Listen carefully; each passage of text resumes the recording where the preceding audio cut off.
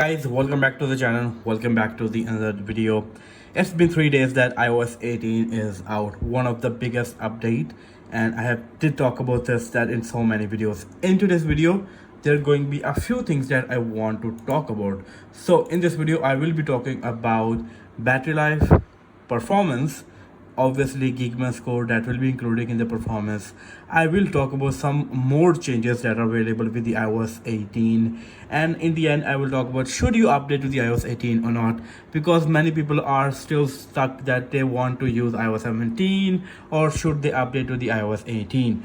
So in this video I'm going to cover all these things.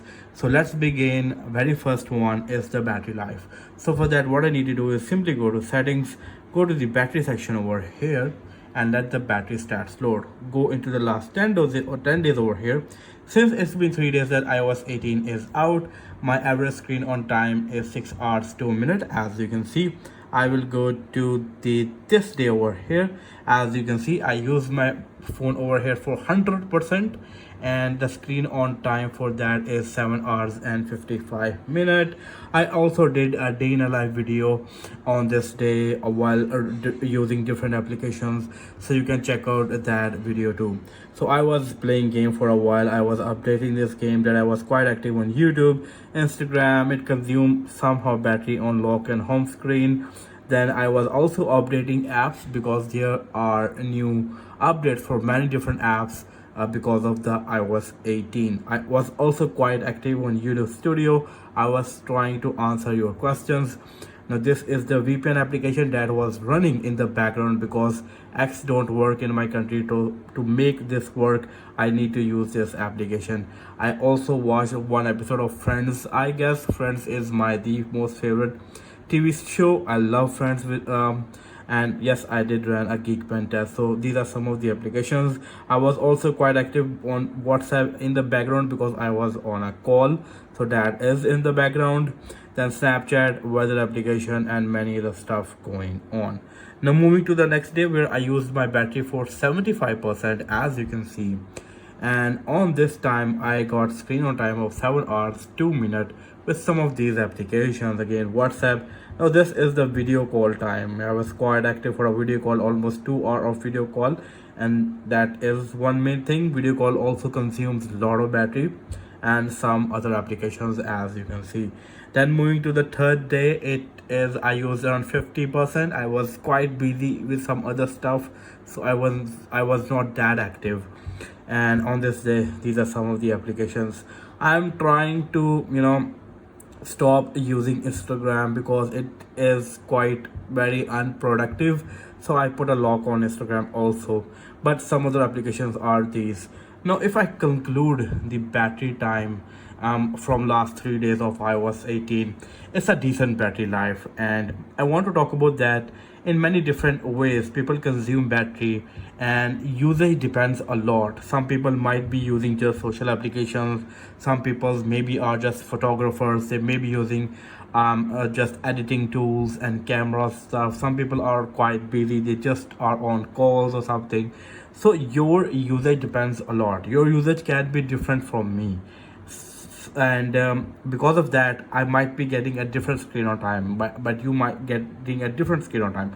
But from these reviews and showing you all this stuff, I can conclude that the battery life is quite decent. It is not that bad. It's a decent battery life, and I'm enjoying it. I have no issues with the battery life at all, because I do consume a lot of media, and I know that many people out there consumes a lot of media like YouTube, Instagram, Snapchat.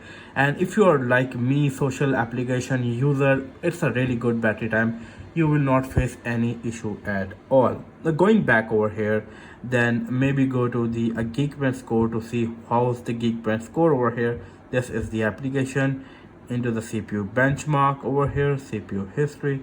This is the latest Geekbench score of iOS 18. As you can see, I'm running iOS 18 over here.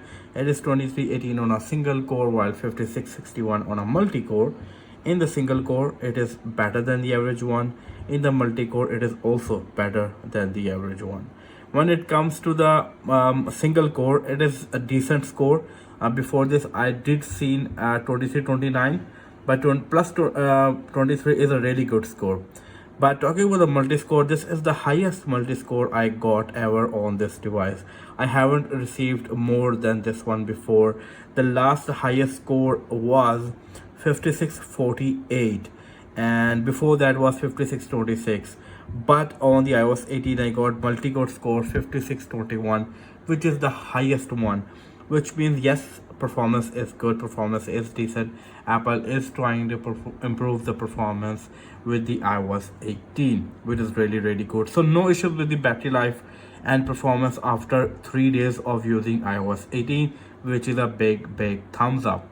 Now let's move to some of the more features. So one of the new features is that now you can pause your video while shooting a video. So if you are shooting the video, there is a new pause button over here. You can pause video, change the frame or whatever you want to do, and continue from here, which is a really cool feature. Also, if you go to the settings over here, then accessibility over here, then all the way down over here in the music haptics, now there are music haptics for your Apple Music, which means while playing Apple Music, any song, your mobile will vibrate, your mobile will give high haptics. This is not available for third party applications. I will love to see the support for the third party applications, but yes, this is a really cool feature and it's going to help many people. Also, if you are playing any music, for example, I'm into this song these days and I'm playing this music, and while playing this music I can go and make a video. Okay, music will not stop. As you can see, music is still playing over here, as you can see. So this is a really cool feature. This is for the people who like to make stories of different songs and want to share with them. This is going to be a really useful feature for them, that music will be kept playing in the background without getting paused. This is going to be a very useful feature.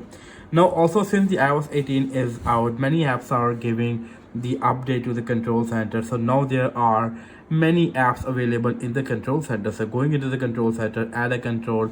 Now third-party application support is available. For example, Carrot over here, Croton over here, Evernote over here, many other applications, Instagram over here, Lookup over here, many other applications. If I go and show you how this works, it says I just simply press on this Carrot application and the app opens, which is really cool. So this is also happening. I can also add my water take directly to my water llama app by this, and the animations are also really cool. So yeah, third party app support is also available in the control center, which is quite very handy. Now I want to answer a simple question. Many people are stuck between the iOS 17 and iOS 18. I have read all of your comments and many people care about the battery life. So I want to tell you one thing, that whenever a new update comes, it brings a lot of new features, and new features are definitely going to consume a lot of maybe a lot of battery, but these features are really worth trying, and there is no big change in the battery. You might see a slight difference in the battery, but in return of that you're getting such amazing features that are really cool, and easily iOS 18 one of the biggest update. I can't think to go back on iOS 17, being very honest for you guys. So if you want to update, I think you should update. You're not going to see much difference in the battery life because it is a decent. Also, performance is also good. I just show you the Geekbench score. Well, that's it from this video, and I will see you in my next video. Until that, take care. Peace out.